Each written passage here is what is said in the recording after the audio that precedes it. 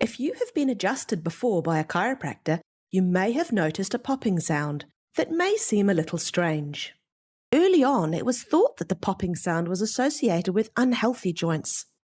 But as far back as the 1930s, scientists were showing that this also occurs in perfectly healthy joints.